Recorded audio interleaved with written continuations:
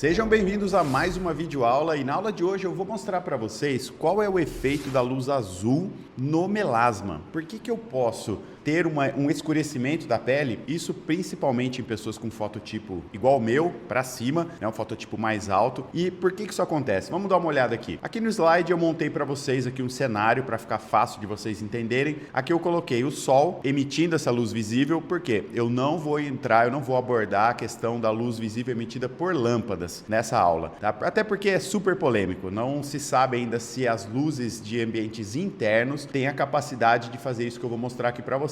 Agora, a intensidade da luz visível emitida pelo sol é muito grande, é muito maior comparado com essas lâmpadas aqui de ambientes internos ou até a lâmpada aqui, a emissão aqui do laptop, essa luz que está chegando até o meu rosto. Mas o sol, ele emite uma intensidade muito grande de luz visível. Então, e essa luz visível, ela é dividida. A gente tem a divisão. Vocês já viram o arco-íris? O que é o arco-íris? É quando a luz visível do sol passa ali pelas gotas da chuva e aí é como se fosse um prisma. Essa gota ela abre todas as cores que fazem parte da luz visível. E quais são essas cores? Ó, tem aqui, pega o finalzinho do violeta, mas basicamente é o azul mais escuro, o azul mais claro. Tem o verde, tem o amarelo, o âmbar e depois a gente enxerga um pouquinho do vermelho. Muito bem. Qual que é, pela regra da natureza, a radiação que tem mais energia aqui? Qual que é a parte da radiação? É essa daqui, tá? Que vai de 400 a 465 nanômetros. Portanto, a gente tem que entender que a luz azul, a faixa que corresponde à cor azul que a gente enxerga, essa faixa, esse comprimento de onda da radiação, ela é mais energética, ela tem capacidade maior comparada com as outras faixas, né, o verde, o amarelo, enfim, de fazer modificações estruturais em moléculas ou gerar estresse oxidativo. Então, isso a gente já sabe que a luz azul tem essa capacidade. Tem um estudo muito legal que mostra que a luz azul, ela consegue, se você pegar uma cultura de células e deixar em contato com essa luz azul, as células elas perdem mobilidade, elas são estressadas por esse tipo de luz. Muito bem, nesse caso aqui que eu quero mostrar para vocês do melasma, essa faixa específica do azul, ela tem capacidade de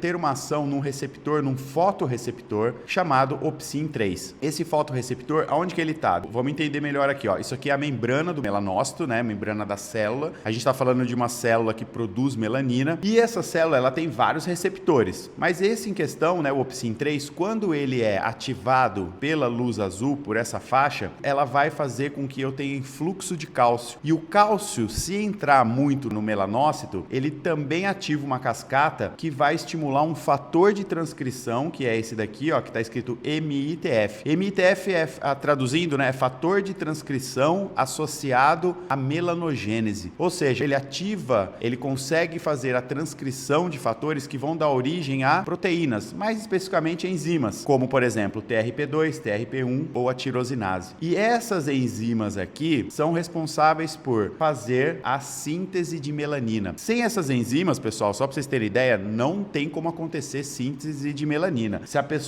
Vamos pensar o seguinte, se o indivíduo nasce e no processo de formação embrionário não existe uma mutação e ela não consegue produzir tirosinase, esse indivíduo ele tem albinismo, ele fica albino, fica totalmente sem pigmento, né? Todo mundo já deve ter visto isso. Se eu tenho deficiência na TRP1 e TRP2, a pessoa tem albinismo parcial, ou seja, são enzimas que sem elas a melanina escura não é formada. Agora, se eu tenho ativação desse MITF e eu tenho o aumento dessas enzimas, significa maior probabilidade de eu ter síntese, sim, de melanina e essa melanina escura vai manchar a pele. Então, aqui é o caminho que eu estou mostrando para vocês, pelo qual uma indução por uma luz emitida pelo sol, que não é ultravioleta tá de 400 para lá, né, tá 290 até 400, eu não estou falando de ultravioleta, eu estou falando de uma faixa específica que é a do visível, mais especificamente a luz azul. Estimula opsin, influxo de cálcio, via CAMK2, vai estimular o fator de transcrição, mais enzima, mais mancha. Muito legal isso, né? Agora, por que eu estou mostrando isso para vocês? Porque, pensa comigo, você tem na sua cabeça, e todo mundo tem, que para evitar melasma eu tenho que usar o protetor solar. Claro, isso